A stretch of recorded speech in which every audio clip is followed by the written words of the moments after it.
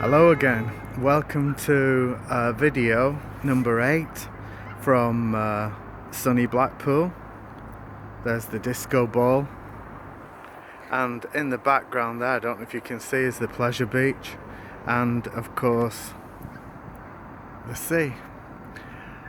The video today is appropriately, I think, near the pleasure beach, and behind me there is the big one, which is one of Europe's biggest fun rides. Some people wouldn't call it fun, some people wouldn't call it a pleasure at all, because they see it in a fearful way, and that's what I'm going to talk about today: the anxiety response and the fear that a lot of people can get when it comes to embracing something like the big one fun ride.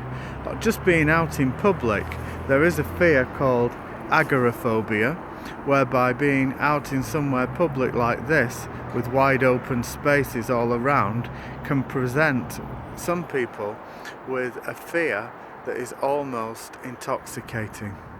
They fear so much a situation like this that they become unstable, unsteady on their feet, they're not able to go out. And what it is that causes that is the adrenaline response and the anxiety response. If you get a mild response to that, it's called an anxiety attack, and if you get a really big response to that, it's called a panic attack. They're two animals who wear slightly different suits, but they're the same sort of thing. So the anxiety response is to do with how we perceive a situation. Nothing's good or bad, but our perception of it makes it so. So we can fear something so much, situations, places, people, we can fear them so much that they become too daunting to encounter. So some people would avoid a place like this just because of the fear that it might trigger off inside them. So what happened? There's a scream in the background, an appropriate scream. A scream of fear rent the air, and again. So what happens in a place like this is that the fear is perceived, and then the adrenaline kicks in. So we perceive the fear through our eyes or our ears, and adrenaline kicks in and makes us feel unstable, unsteady, difficult and awkward.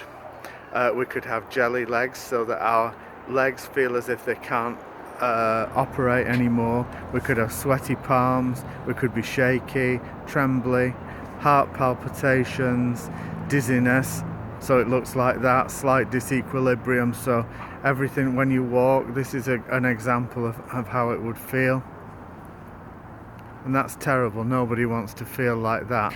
That's disequilibrium, and what we all want in our life is stability. So when we perceive a situation which is unstable or unstable, then we become upset.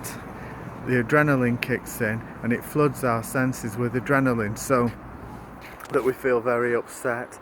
And then what do we do then? The only thing that our brain says is that it interprets things in a way that says to us that we're in danger. So then it says, get away from that place because you're in great danger.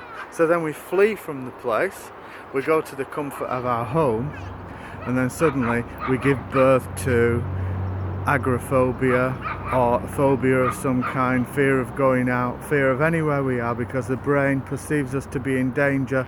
So it says, go home, get away from that fearful stimuli. So what can we do to conquer that? Obviously, we're having very difficult feelings. We don't want to feel like that. The brain is saying, get away from there. So what we do, we run away. We go home, and we get agoraphobia. Our world becomes smaller and smaller and more constricted. What we have to do to counter that is to stay in the area. Adrenaline, with it being a chemical, only has a certain amount of time to be with us. So if we stay in the area for long enough, we'd find that the adrenaline subsides. So if I feared being near this wonderful disco ball, then I should stay here for as long as possible in order that the adrenaline might subside. Unfortunately, a lot of people don't do that. They go away and they go home. But if they stayed near the ball, or if they stayed wherever they fear, it can be a supermarket, it can be fear of open spaces, it can be fear of anything, fear of people. If they stayed near the places that they wanted to avoid, then they would find that the adrenaline actually goes away of its own accord and it becomes no more fearful. But the secret of getting rid of anxiety or panic is to actually stay there. Now, a lot of people say to me, well, I can't stay there, it feels terrible, I can't possibly stay there. But you actually can stay there. All you've got to do is float through it. You've got to float through the situation, so you're able to stay there, here, anywhere. If you can stay here for long enough, the adrenaline will subside. That's the key. You don't need tablets, you don't need medication, you don't need tranquilizers, you don't need drugs, you don't need alcohol, you don't need people, you don't need water, you don't need Bibles, you don't need Qurans, you don't need anything. All you have to do is stay in the fearful place. And when you stay there, you'll find that the fear eventually subsides. Fear is a bit like the other undesirable emotions such as anger. So if you can stay in a place, you'll find it subsides, like anger. If you've ever been angry, we've all been in a boiling rage, we've all wanted to, go mad and smash something or whatever we do. So we've all felt that, but it subsides. Anger can't stay around forever, and fear can't stay around forever. You might say, well, it's not fear, it's anxiety, it's panic. But underneath anxiety and panic always lies fear. Fear is one of the basic emotions. There are only two main emotions. One is fear and one is love. And fear underlies a lot of decisions that we make, even if those decisions are subconscious ones.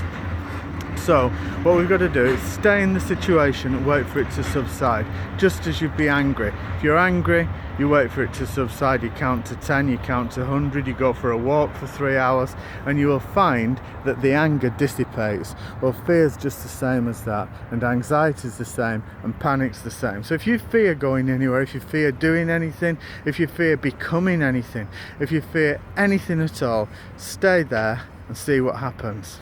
So thanks for watching again from Blackpool. Goodbye.